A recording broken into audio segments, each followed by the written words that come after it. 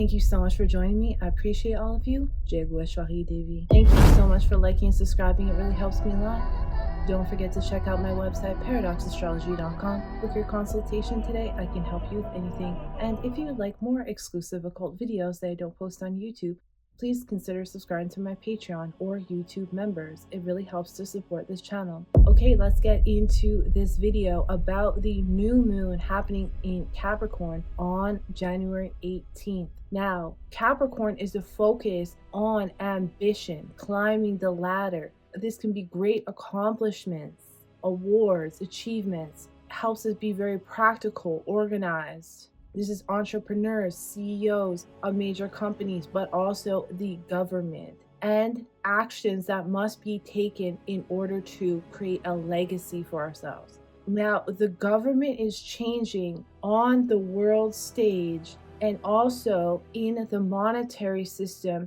especially in trade. Also, with transportation, leaders can be acting out of ego because here we have Mars is exalted, but Mars is combust. Its energy has been taken from the sun, and so is Venus. So the compassion that people usually have and the actions which are usually taken in righteousness in this nakshatra will not be able to come through the same as they usually do. It will be clouded by ego and the ego of the leaders. Now, some can be going in a different direction than their ancestors at this time and those in government, how things were previously done. This is a fight for goodness. Now, we have so many planets in here. We have Moon, Sun, Mercury, Mars, Venus, and this is also aspected by Ketu. And we also have Pluto here for those who use the placements of Western astrology. So to have so many planets in a sign, but not just a sign, in the same nakshatra, and Uttara Ashadha nakshatra, this is showing us that this is once in a lifetime thing that will happen in terms of the government. Now we also have to look at where Saturn is. Saturn is still in Purva Bhadrapada nakshatra. So what this means is this is still a dark agenda at play by the government in the matters of trade and transport. Recently, it has just come out that the Supreme Court has ruled that the emergency orders that were placed upon the truckers in Canada when they had a protest was illegal. So this is one of these examples. Truckers, which is transport, Saturn in the third house, government. And so there can be a lot of rulings that happen here, but some can be actions out of ego, rulings out of ego, but some can be for good because this is a nakshatra of goodness. It's a fight for goodness. Now, this can be very explosive with the aspect of Ketu on Mars, Sun, Moon, Venus, and Pluto. Major shifts in government. Some may step down or some may die suddenly, or attacks on government officials are also very possible, like terroristic attacks. This is a nakshatra of revolutions where people take matters into their own hands with a common goal, taking over the government or going against it. There can be some violent acts in order to do this, but for the betterment of society. Ketu aspecting this is also detachment from the way the government has been running. On January 20th, 2 days later, Saturn will enter Uttara Bhadrapada Nakshatra Pada 1, which goes into Leo Navamsha. And this is a major clash of the leaders versus the civil servants. So this can be strikes or protests begin, but we're already seeing that happen now. Like I said, this is a combined effort in order to overcome a challenge or competition, but it is invincible. Now, usually there is a loss before a win. Now, you could have already had the loss and then the win comes here.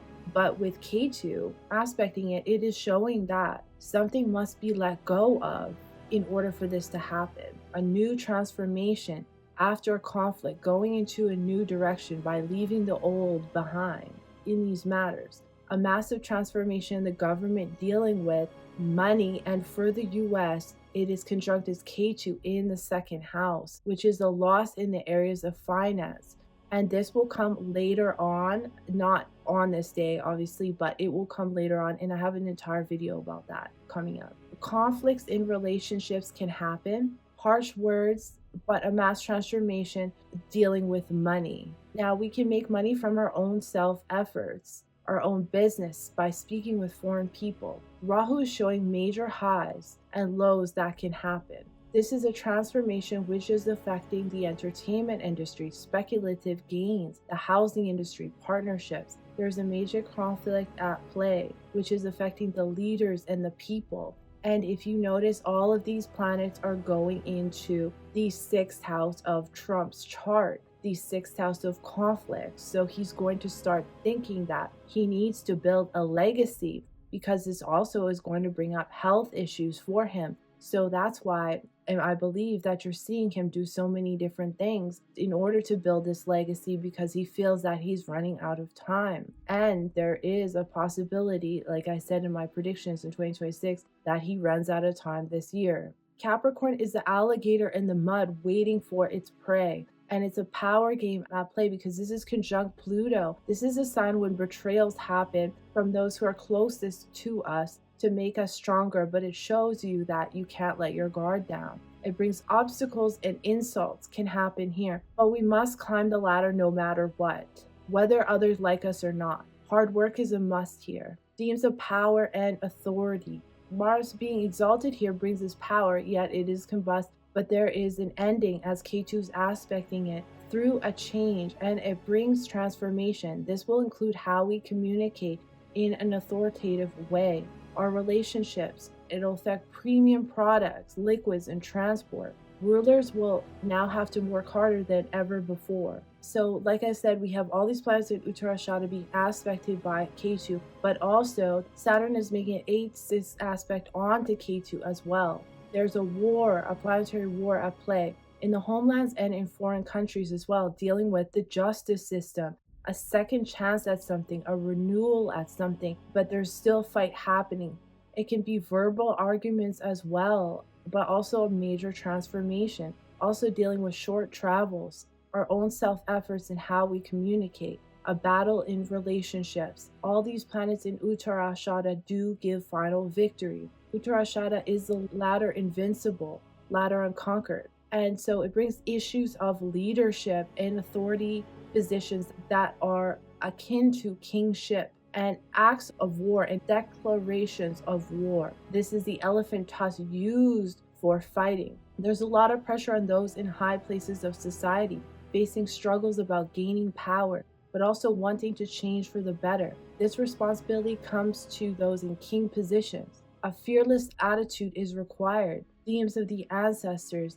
And this is a time to be fearless, but to gain insight. It takes skill and truth in this nakshatra. And Mars likes to fight here using its own power to guard for goodness, but it is combust. So in some cases that may not be happening, because people can also use this in lower consciousness to take the wrong actions. Since this is the Capricorn section and Uttarashada is what you technically know, which is important because you're applying this to the world after you came from Sagittarius, which is about learning from the teacher, the guru. It'll give you support in all directions. And some may get a new position in career, an authoritative position, which is once in a lifetime can happen. This is the nakshatra of using energy in order to create on the material plane. And this represents homes, fire rituals, spirituality in that sense, especially to the ancestors or deity worship. It's using energy to create anything that we desire. Planets here can make you known for something, like Venus, for example, for beauty or artistic ability, Mars for strength, and etc. So it can help enhance you.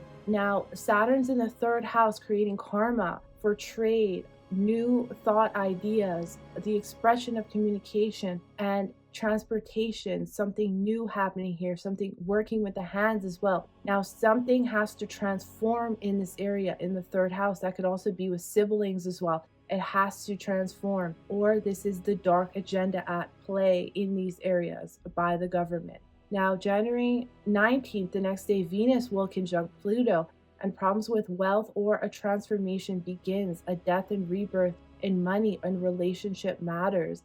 facing dramatic events from the past and overcoming them. And then this goes into the third pada, which is Aquarius Navamsha, and this is gaining wealth and fulfilling our desires. It brings in good relationships with large communities, money coming from network circles and brings that have similar qualities to yourself. Jealousy can happen between siblings or family due to success and wealth. Bitter words can be thrown around. This can be due to an unequal division of money within family members. This can be in terms of the government or people due to greed. Serving and providing for loved ones and family members. Be careful not to say anything in the heat of the moment because you may regret it later. It can create misunderstandings in relationships, business, and partnerships. A blessing of money, career, and relationships can come due to the blessings of the ancestors, and a lack of morality can be seen or hoarding resources when these resources are given for the betterment of others in needy positions of society. This can be the leaders, bosses, celebrities, corporations, and those in authority type positions who affect, say, the homeless and those who rely on government services or the needy. It's about letting go of your limitation and your preconceived notions because your mind is your only limitation. It's good for planning and having new beginnings, laying out initial plans to do something, buying new things, any kind of spiritual activities, signing contracts, entering a new home, and has a lot to do with political and legal matters. And the following professions it will include are themes that revolve around people who do spiritual activity, and also like priests, but also astrologers and lawyers, people in the military. We'll hear a lot about that. There can be a lot of explosive events, especially when it comes to defense, authority figures, teachers, government officials, psychologists, the construction industry, politicians, and anyone that requires a lot of responsibility.